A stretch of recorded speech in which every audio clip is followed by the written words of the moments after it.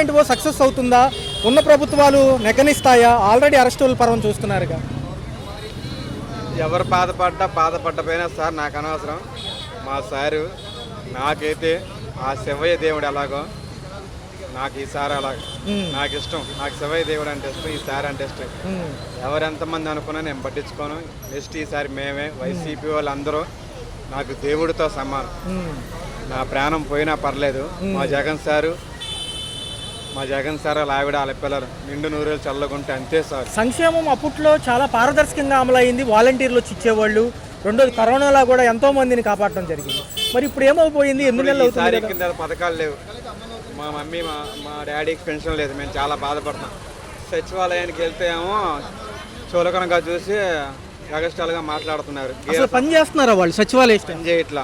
అది పొగరుగా గిరగా వాళ్ళు కొడతారని మాకు భయం వేసింది. మా సార్ ఉన్నప్పుడు ఇంటికి వచ్చి మాట్లాడేవాళ్ళు. మా జగన్ సార్ ఉన్నప్పుడు. ఈ సార్ ఉన్నప్పుడు అసలు ఈసారి పని చేపిస్తున్నారు కానీ వీళ్ళు పని చేయట్లా. అది ఎందుకని వాలంటీర్ సెక్షన్ నిర్వీర్యం అయింది. ఒక పక్క ఈ ప్రభుత్వంలో బాగాల. మా సార్ ఉన్నప్పుడే బాగుంది. ఎవరు ఎంతమంది అనుకున్నా ఆయన మా అమ్మగారికి అక్కా చెల్లి చేయుత పథకం పడింది. ఒకళ్ళు డబ్బులు తిని ఆయన డబ్బులు అయిపోయినా నాకు ఇష్టమే. ఆయన డబ్బులు వేసినా నాకు ఇష్టమే. అభిమానం అనేది అలాగ ఉంటుంది చచ్చిపోయేంత వరకు. ఖజానాలో డబ్బులు లేవు, అమలుకి సమయం పడుతుందని ఈ ప్రభుత్వం అంటే ఆ విషయం మాకైతే తెలియదు. మా జగన్ సార్ ఉన్నప్పుడు అయితే బాగుంది పథకం. జరుగుతుందంటే ఒక పక్క జగన్ గారు ఏమన్నారు అంటే మేము కష్టకాలంలో కూడా అప్లై చేశాము పథకాలన్నీ, ఇప్పుడు ఇవ్వడానికి ఏమైంది? ఆల్రెడీ కేంద్రం సపోర్ట్ ఉందని వీళ్ళే చెప్తున్నారు కదా. బీజేపీ వరకు అయితే మా జగన్ సార్ ఉన్నప్పుడు బాగుంది. పెన్షన్లు కానీ ఏమైనా కానీ వాలంటీర్లు ఇంటికి వచ్చి పద్దాకా చెప్పి అడిగేవాళ్ళు. ఏం వెళ్ళాలన్నా షుగర్ పేషెంట్లు మెట్లు దిగి వెళ్ళాలంటే మనసుకు బాధ కలుగుతుంది. అదే మా జగన్ సార్ ఉంటే ఇంటికి వస్తున్నారు వాలంటీర్లు. ఎవరికి మేము భయపడే అవసరంలా. మా పార్టీ ఎప్పుడు పవర్లోనే ఉంటది. ఏంటి సార్ కిరణ్ రాయల్ గారి విషయంలో పవన్ కళ్యాణ్ గారు చర్యలు ఎందుకు తీసుకోవట్లేదు? మహిళని వేధించారు, కనపడుతుంది కదా వార్తల్లో, వీడియోలు వచ్చినాయి. చిన్న పిల్లడు కానీ అందరూ చూశారు కదా. ఆయన ఏమంటున్నారంటే నా దగ్గర పెన్ డ్రైవ్ ఉందంటారు. పెన్ డ్రైవ్ ఉంది, అందుకే ఏం చేయలేకపోతున్నారు. పవన్ గారికి పెన్ డ్రైవ్ ఉందంట ఆయన దగ్గర. నాకైతే తెలియదు సార్. నాకు తెలిసిన వరకు అయితే మా జగన్ సార్ గురించి వాళ్ళ ఫ్యామిలీ గురించి మాట్లాడతాను. నెక్స్ట్ ఎలా ఉంటుంది? 4 ఏళ్ళు ఎలా ఉంటుంది? నెక్స్ట్ ఎలా ఉంటుందేమో నీకు తెలియదు కానీ పథకాలు అయితే లేవు. పథకాలు అయితే వస్తాయని నమ్మకం చచ్చిపోయింది జనాలకి. మా అమ్మ మా నాన్నగారు బాధపడుతున్నారు పెన్షన్ రాక. అందుకే అది మా జగన్ సార్ నుండి ఇప్పటికి వచ్చాయి. ఎవరు ఎంతమంది అనుకున్నా మేము ఆయన వైపే ఉంటాం. నా ప్రాణం చచ్చిపోయినా పర్లా, ఆయన నుండి నూరేళ్ళు చల్లగా ఉండాలి. ఖచ్చితంగా ఈసారి ఆయన వస్తే అన్ని అమలు అవుతాయి. మళ్ళీ అన్ని అమలు అవుతాయి. ఎవరో ఎక్కడ ఉండాలో అక్కడ ఉంటారు. ఎవరెవరో జగన్ సార్ని తిట్టారో పైన దేవుడు చూస్తాడు. అనుకుంటే ఏమనిపిస్తుంది? ఈ యొక్క వ్యవహారం ఏంటి? అసలు ఈ యొక్క లైన్ లిస్ట్ పెట్టుకుని మరీ రెడ్ బుక్ అమలు చేస్తున్నారు. సంక్షేమాన్ని గాలికి వదిలేశారు ఎందుకంట? సంక్షేమాన్ని గాలికి వదిలేశారు కాబట్టి ఇలాంటి చర్యలు చేపడుతున్నారు. ప్రజలకి ఎక్కడ సమాధానం రెస్పాన్సిబిలిటీ చెప్పాల్సి వస్తుందో అని ఇలాంటి కొత్త చేసి డైవర్ట్ చేస్తున్నారు ప్రజల్ని. అంతమించి ఏమీ లేదు. తప్పుడు కేసులు బనాయించి నిజమైన రాజ్యాంగం చేసేవాడైతే వాళ్ళేదో అన్నారు వీళ్ళేదో అన్నారని కాదు. రాజకీయాన్ని రాజకీయంగా నడపండి. దాన్ని కక్షపూరితమైన రాజకీయాలకు తీసుకోకండి. ఏ పార్టీ అయినా అది మంచి పద్ధతి కాదు. ఏంటి సార్ ఏంటి ఈ లిస్టు రాసుకుని ఆ బుక్ ఒకటి చూపిస్తున్నారు? దావోస్లో కూడా అది కామెడీ అయ్యింది. కంపెనీల కోసం వీళ్ళు రెడ్ బుక్ గురించి మాట్లాడుతుంటే జనం అందరూ నవ్వుతున్నారు. ఎందుకంటే పరిపాలన చేయటం రాక పరిపాలన తప్పుదోవ పట్టించడానికి రెడ్ బుక్ అని రాసుకొని వ్యక్తిగత కక్షలు తీర్చుకుంటున్నారు. రాజకీయంగా మాట్లాడితే పర్వాలేదు, వ్యక్తిగత కక్షలు తీర్చుకుంటున్నారు. ఇది వాళ్ళ ఈ గవర్నమెంట్ వస్తే రేపొద్దున ఆ గవర్నమెంట్ వచ్చినా కూడా ఇలాగే చేయమని వీళ్ళే నేర్పుతున్నారు. చంద్రబాబు నాయుడే నేర్పుతున్నాడు. మళ్ళీ రేపు మీరు వచ్చినప్పుడు మమ్మల్ని కూడా అట్లా చేయండి అని. ఎన్నాళ్ళు చేస్తారు సార్ డైవర్షన్స్? ఎన్నాళ్ళు చేస్తారు? మహా అయితే సంవత్సరం చేస్తారు. తర్వాత ఏంటి? ప్రజలు గమనిస్తున్నారు కదా, సంక్షేమంకి 8 నెలలు అయిపోయింది. అప్పుడే ఇలాంటి పాలిటిక్స్ మద్రాసులో కూడా నడిచినాయి. అవి ఎక్కువ కాలం నిలవలేదు. ప్రజలకు కావాల్సిన సంక్షేమం, అభివృద్ధి, స్వపరిపాలన అదన్నీ మర్చిపోయి వాళ్ళు ఏం చేయడానికి లేక ఇలాంటి తప్పుల కేసులు, మైండ్ డైవర్టింగ్ చేయడం కోసం వాళ్ళ మీద కేసులు, వీళ్ళ మీద కేసులు, వీళ్ళ వ్యక్తిగతమైన కక్షలు తీర్చుకోవడానికి, వాళ్ళ యొక్క మేము అధికారంలో ఉన్నామని అహం చూపించుకోవడానికి చేస్తున్నారు తప్ప ఇది ఏమాత్రం ప్రజలకు ఉపయోగపడేది కాదు. ప్రజల్ని తప్పుదోవ పట్టిస్తున్నారు. వాలంటీర్లను పక్కన పెట్టారు, సంక్షేమ పథకాలు చెప్పారు. ఎక్కడా కూడా 2 పథకాలు పారదర్శకంగా అమలైన దాఖలాలు లేవు. అసలు మధ్యతరగతి అడగడానికి వీలు లేకుండా సచివాలయంలో ఇబ్బంది పెడుతున్నారు. ఎందుకంటే ఇది ఆంధ్ర రాష్ట్ర ప్రజలదే తప్పు. చంద్రబాబు నాయుడు 3 సార్లు ముఖ్యమంత్రిగా చేసినప్పుడు మీకు తెలియదండి, 600 అబద్ధాలు ఆడి అధికారంలోకి వచ్చి ఒక్కటి అమలు జరగలేదు. మళ్ళీ మొన్న చెప్పిన అబద్ధాలన్నీ నమ్మారు కదా. నమ్మి ఓటేసింది ఎవరు? ప్రజలే కదా. అనుభవించాల్సిందే. రాష్ట్ర దౌర్భాగ్యం అది. ఇప్పుడు ఒక దొంగతనం చేసి ఇచ్చేస్తున్నాడు అంటే ఆ దొంగనే మళ్ళీ నువ్వు అధికారంలో తీసుకొస్తే మనదే తప్పు, ప్రజలదే తప్పు, ఓటేసిన ప్రజలది తప్పు. ఎవరు తప్పు అనాలి? అంతే కదా. అతను నమ్మావు, అతను మోసగాడని తెలుసు, ఎన్నో చెప్తాడు, చెప్పినా అయ్యా అమలు జరగలేదు ఎప్పుడు. కానీ అటువంటి వ్యక్తికే మళ్ళీ మీరు ఓటేసి ఇచ్చేశారు, అనుభవించాల్సిందే 5 ఏళ్ళు. ఆ అధికారాన్నే అడ్డు పెట్టుకొని వీళ్ళు ఇవన్నీ దుర్మార్గాలు, దౌర్జన్యాలు, అహంకారపూరితంగా కొత్త రాజకీయం నడుపుతున్నారు. ఆరోగ్య సమస్యలు ఉన్నప్పటికీ వాళ్ళు పిటిషన్ పెట్టుకున్నా కానీ ఎందుకు కన్సిడర్ చేయట్లేదు, ఎందుకు ఇంత ఇబ్బంది పెడుతున్నారు వంశీ గారు? అది రాజ్యాంగం రెడ్ బుక్ అని వాళ్ళే చెప్పారు కదా. స్పష్టంగా మేము అధికారంలోకి వస్తే ఇది చేస్తాం, మేము పరిగెత్తిస్తాం, కడ్డారు కొడతాం, ఇటా చేస్తామని చెప్పారు. అదే అమలు జరుగుతున్నారు. ఇదైతే చేస్తున్నారు, హామీలు ఇచ్చినవి మాత్రం అమలు జరగట్లేదు. గతంలో కరోనాలో ఉన్నప్పుడు అప్లై అయినాయి కదా సార్, ఇప్పుడు ఏం లేదు కదా, అలాంటి స్థితి ఏం లేదు కదా మన రాష్ట్రంలో, ఎందుకని ఇంకా లేట్ పడుతుంది? ఏమండి, పెట్టేవాడికి దాతృత్వం ఉండాలి. జగన్మోహన్ రెడ్డి కరోనా టైంలో కూడా సంక్షేమం అందించాడు, ఎవరికి పేదలకి ఇచ్చేయకుండా అన్నీ అందించాడు. కానీ పెట్టే మనసు ఆ రాజుకు ఉండాలి, పరిపాలించే రాజుకి. అసలు పెట్టే మనస్తత్వం లేదు, ఎగడొబ్బే మనస్తత్వం, ప్రజలకి స్కూళ్ళు చదవకూడదు, ఇంగ్లీష్ మీడియం చదవకూడదు, సంక్షేమం అందకూడదు అనేటువంటి అటువంటి వ్యక్తికి మనం ఓట్లేసి మళ్ళీ అతన్నే మనం అడుగుతున్నాం. మనకి సిగ్గుచేటు. ఈసారి అన్న బుద్ధి తెచ్చుకొని ఈ ప్రభుత్వాన్ని మారుస్తారని మేము చూస్తున్నాం. సనాతన ధర్మం కాపాడడానికి బయలుదేరారు పవన్ కళ్యాణ్ గారు. కిరణ్ రాయల వ్యవహారం ఏమీ తేలేదు, మరి మహిళలకు అండగా ఉంటున్నారు, మహిళలనే వేధిస్తున్నారు వాళ్ళ పార్టీలో. అయ్యా, పవన్ కళ్యాణ్ గారు ఊగిపోతూ మాట్లాడతారు, ఆయన మాటలకే పరిమితం కానీ చేతలు కాని వ్యక్తి అని అర్థమైంది.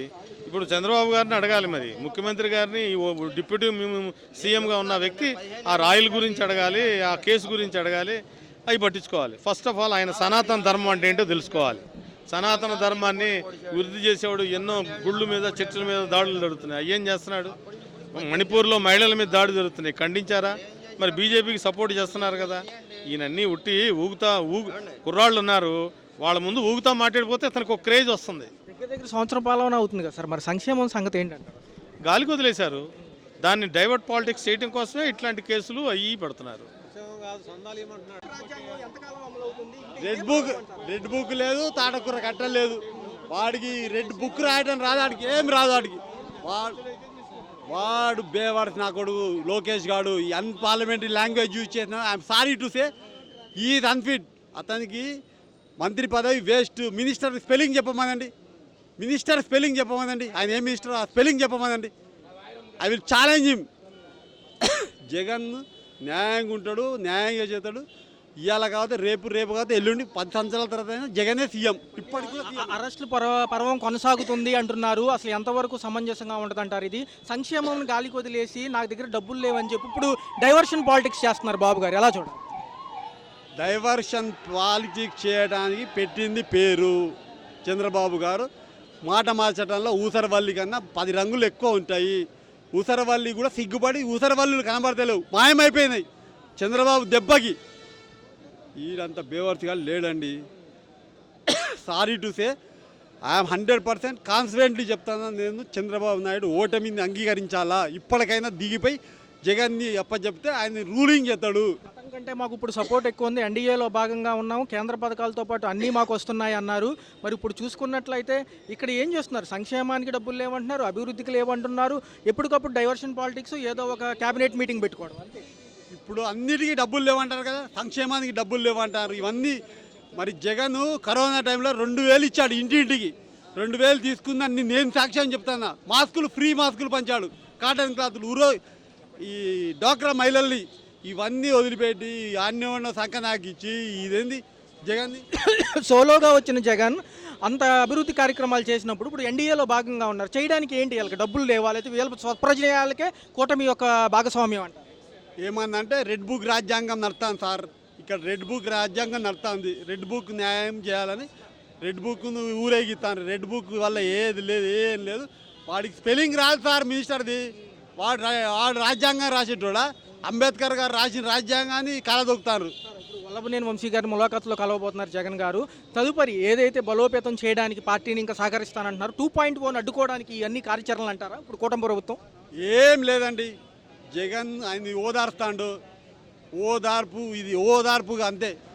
సింహం వంశీ గారు లోపల ఉన్నా కూడా ఆయన సింహమే, బంధించబడ్డాడు, అన్యాయంగా బంధించబడ్డాడు. ఆయన రిలీజ్ అవుతాడు, ఆయన మనకు సహాయంగా మనందరి ప్రజల కోసం వచ్చిండు ఆయన జైల్లో. ఆయన కలవరిస్తాడు అంతే, పలకరిస్తాడు. ప్రజలు చూస్తూనే ఉన్నారు, సంక్షేమం అంతా కూడా అంతా లోపభూయిష్టంగా ఉంది, ఎక్కడా కూడా ఏది పారదర్శకంగా అమలు అవటం లేదు. సో లాస్ట్ వరకు ఇలాగే కొనసాగుతుందా, 4 ఏళ్ల పాటు భరించాల్సిందేనండి? మనము లేడీస్కి బస్ ఫ్రీ అన్నాం, గ్యాస్ సిలిండర్లు ఉచితంగా ఇస్తామన్నాం, ఇంత మటుకు అది దిక్కులేదు. దొడ్డు బియ్యం ఇస్తారు, సన్న బియ్యం తీసేసారు. ఇంటింటికి ఆడు చంద్రబాబు బియ్యం ఇస్తా, కందిపప్పు ఇస్తా, అన్నీ ఇస్తా అన్నాడు. మాకు బియ్యం ఇవ్వట్లేదు, కందిపప్పు ఇవ్వట్లేదు, ఏమి ఇవ్వట్లేదు. మాకు బియ్యము పంచదార ఇస్తాడు. ఈ పోలీసు వాళ్ళు కూడా, పోలీసు వాళ్ళు రాజ్యాంగం నడుతుంది, కొజ్జాలు వీళ్ళు పోలీసు వాళ్ళు అన్పార్లమెంటరీ లాంగ్వేజ్ ఇచ్చేతన మొత్తం వేస్ట్ నా కొడుకులు. పోలీస్ డిపార్ట్మెంట్ని ఎట్లా అంటే వాడు చీపురు పుల్లలా మాట్లాడుతున్నాడు. పోలీసు వాళ్ళు ఏం లేదు సార్, కాంట్రిబ్యూషన్ చేస్తాడు. చంద్రబాబు ఎల్లో పేజెస్ అని పెట్టుకొని నడవాలి. రెడ్ బుక్ లేదు, తోటకూర కట్టలేదు అది. రెడ్ బుక్ పర్వం ఇంకా కొనసాగుతుందా? ఎందుకని ఇలా ఇబ్బందులు పెడుతున్నారు? సంక్షేమం అమలు చేయమంటే డైవర్షన్ చేసి ఇలాంటివి ఎందుకు మొదలు పెడుతున్నారు? ఏం లేదు సార్, ఇప్పుడు వచ్చేసరికి భయభ్రాంతులు చేయడం, పార్టీని విస్మరింపజేయడానికి ప్రయత్నం చేస్తున్నారు. మొదటి నుంచి ఎలక్షన్ కౌంటింగ్ అయిపోయిన దగ్గర నుంచి ఇదే బాపతి. ప్రతి కార్యకర్తకి కడుపు మీద కొట్టడం, ఆడు ఏదైనా పని చేసుకుంటే ఆడు షాపుల మీద పడటం, లేకుంటే ఇంకోటి చేయడం, ఇది తప్పితే ఇంకేరే రాజ్యం ఏం లేదు. ఆ రెడ్ బుక్ రాజ్యాంగం నడుస్తుంది. ప్రజలకు సంక్షేమం లేదు, ఏమీ లేదు. ఏది ఆడవాళ్ళకి 1500 అన్నారు, ఇంత మటుకు బలేదు లేదు. అమ్మఒడి అన్నారు, అది ఇంత మటుకు లేదు. ఈ పాలన గురించి ఏం లేదు. బుక్ తెరిచారు, రెడ్ బుక్. ఇక మొదలుపెట్టి ఒకరినొకరు అరెస్టులు చేసుకుంటాం. ఇదే రాజ్యాంగం అయిపోయింది. అంటే సార్ ఇప్పుడు కేంద్రం గతంలో జస్ట్ యాజ్ ఏ సపోర్ట్గా ఉన్నప్పుడే అన్ని సంక్షేమ పథకాలు అమలైనప్పుడు ఇప్పుడు ఎన్డీఏలో భాగంగా ఉన్నారు, ఇప్పుడు ఎందుకు అమలు చేయట్లేదు? ఇప్పుడు ఏముంది సార్, వైన్ షాపులు ఉన్నాయి, వాళ్ళ షాపులే. మనకి ఇంతకుముందు గవర్నమెంట్ ఉండేవి, అది ప్రభుత్వానికి వచ్చేది ఆ డబ్బు కానీ ఏది కానీ. ఇప్పుడు మన కార్యకర్తలకు వాళ్ళకే వెళ్తున్నాయి అవన్నీ, మనకేం రావు. అది వాళ్ళ కార్యకర్తలకు వెళ్తూ ఉంటాయి. ప్రజలు గమనిస్తూ ఉన్నారు, స్వయంగా చంద్రబాబు గారే సంక్షేమం అమలు చేయాలంటే భయం వేస్తుంది, ఖజానాలో డబ్బులు లేవు అంటున్నారు. మరి ఎందుకు ఈ దొంగ కేబినెట్ మీటింగ్లు ఇవన్నీ ఎందుకు? మరి హామీలు చెప్పినప్పుడు 6 హామీలు అని చెప్పినప్పుడు అప్పుడు తెలుసు కదా సార్, ఇంత ఖర్చు అవుతుంది, ఇంత చేస్తున్నప్పుడు అప్పుడు తెలియాలిగా. మరి ఇప్పుడు నాకు వల్ల కావట్లేదంటే ఎలాగా? జనాలందరూ ఓటేసిన తర్వాత వల్ల కాలేదంటే ఎట్లాగా? గతంలో ప్రభుత్వ ఉద్యోగాలకు జీతాలు రావట్లేదని హేళన చేసిన ఈయనే ఈరోజు 10-15వ తారీఖు వచ్చిన జీతాలు రావట్లేదు. ఎందుకంటే కూడా రాలేదు సార్, కొంతమందికి జీతాలు ఇప్పటికీ రావట్లే. ఇప్పటికేం తొందరగా జీతాలు ఏం రావట్లేదు. ఇవాళ 17వ తారీఖు 18వ తారీఖు ఇప్పటికీ రావట్లే, అలాగే ఉంది. ఎలా ఉంటుంది సార్ మరి తదుపరి ఈ కార్యాచరణలకు సంబంధించి ఎటువంటి అమలు చేయకుండా ప్రజల్ని ఇబ్బంది పెట్టి ఏంటి అసలు ఈ అంశాలు? ఏం లేదు సార్, ఒక 3 ఏళ్ల పాటు ఇలాగే కొనసాగిస్తారు. కానీ జగన్మోహన్ రెడ్డి అభిమానులు ఎప్పటికీ అలా ఎప్పుడు మెదలకుండా ఉన్నా కూడా వాళ్ళు ఇంతకింతకు పెరిగిపోతూనే ఉంటారు. ఆ బలం ఇంకా పెరుగుతూనే ఉంటుంది. గమనిస్తున్నారు, తల్లికి వందనం లేదు, రైతులకు పెట్టుబడి సాయం లేదు, ఏమీ చేయకుండా ఇలాగ అరెస్టుల పర్వం ఎన్నాళ్ళు చేస్తారు? వాళ్ళకి ఇంకా ప్రజెంట్ అదే, ఈ అణిచివేత అనేది ఎంతసేపు వాళ్ళ మీద కేసులు పెట్టి అణిచివేయడం, వాళ్ళకి ఏదన్నా ఆస్తులు కానీ ఏదైనా ఉంటే వాటిని ధ్వంసం చేయడం, లేదా ఇళ్ల మీద రాళ్ళు వేయడం, లేకుంటే ఏదైనా వ్యాపారాలు చేసుకుంటే ఆ వ్యాపారం చేసుకుంటే వాటి పొట్టగొట్టడం, ఇలాంటివి తప్పితే ఇంక వేరే కార్యక్రమాలు ఏమి లేవు. పవన్ కళ్యాణ్ గారు ఎన్నో చెప్పారు, మరి ఏంటి ఆయన సైడ్ అయిపోయారు, ఆయనకే పదవి లేదంటారా రేపు? ఆయన కూడా ఏం మేలకుండా ఉంటున్నాడు కదా సార్. ఆయన కూడా ఏం మాట్లాడుతున్నాడు? ఆయన ఏమో తీర్థయాత్రలు అంటాడు, 4 రోజులు జ్వరం అంటాడు, 2 రోజులు తీర్థయాత్రలు అంటాడు. ప్రశ్నిస్తే బాగుండేది. ఆయన కూడా అన్యాయం జరగనేమన్నారా? కిరణ్ రాయల్ గారి విషయం ఏమీ తేల్చలేదు ఏంటంటారు? దాని ముందుకే రావట్లేదు. ఆయన వచ్చి దాని గురించి మాట్లాడట్లేదు, అసలు దాని గురించే మాట్లాడట్లేదు. ఆయన పెన్ డ్రైవ్ ఏదో ఈయన దగ్గర ఉందంట, అది అంటున్నారు కానీ మనకు ఇంకా పూర్తిగా తెలియదు. అది అంటే ఈయన బ్లాక్మెయిల్ చేస్తాడా ప్రభుత్వాన్ని? చూద్దాం సార్, ఇంకా వెయిట్ చేద్దాం 2 రోజులు. అది సార్ ఏమంటారు సార్, ఏమంటారు ఏం జరుగుతుంది? చెప్పండి, ఏం జరుగుతుంది? మొత్తం 9 నెలల్లో మొత్తం రాష్ట్రం మొత్తం 5 ఏళ్ళలో మమ్మల్ని నాశనం చేసామన్నారు. మొత్తం టీడీపీలో మొత్తం నాశనం చేసింది వాళ్ళు. 9 నెలల్లో వాళ్ళు ఏం చేయాలి? ఏం అర్థమవుతుందా?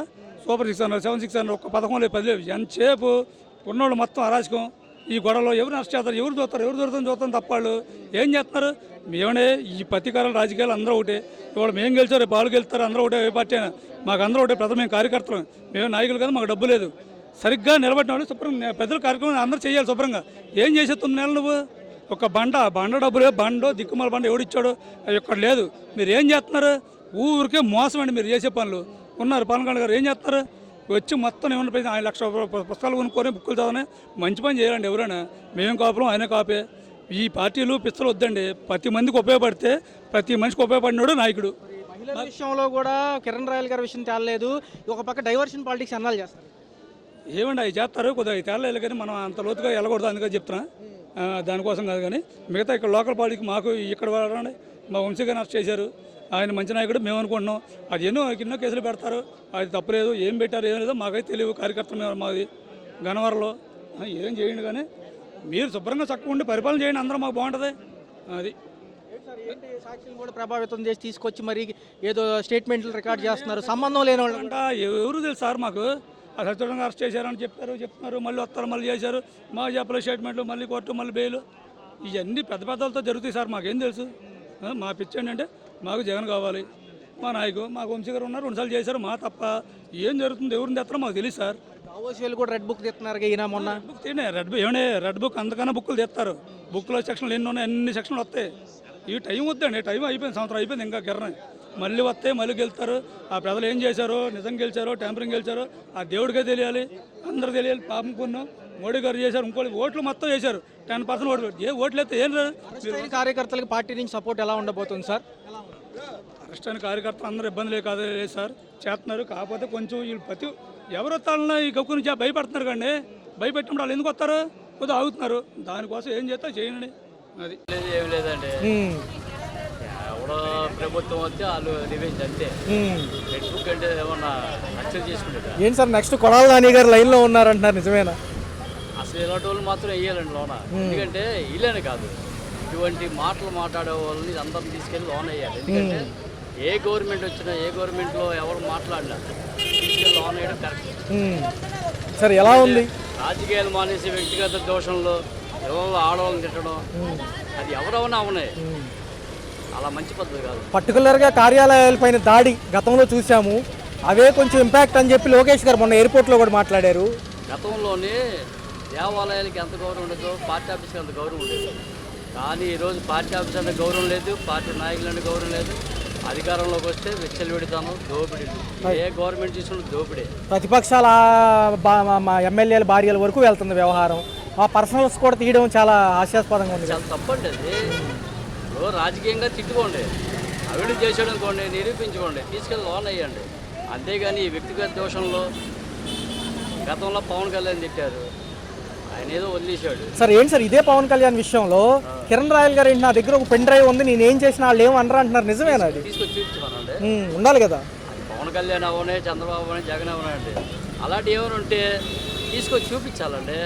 నా దగ్గర ఉందని నేను, మీ దగ్గర ఉందని మీరు మాట్లాడడం కాదు. ఏంటి ఉప ముఖ్యమంత్రిని ఆయన అలా అంటారు, నిజమేనంటారా? లక్ష్మి గారు అంటున్నారు కదా బాధితురాలు. పబ్లిసిటీ అంటారండి.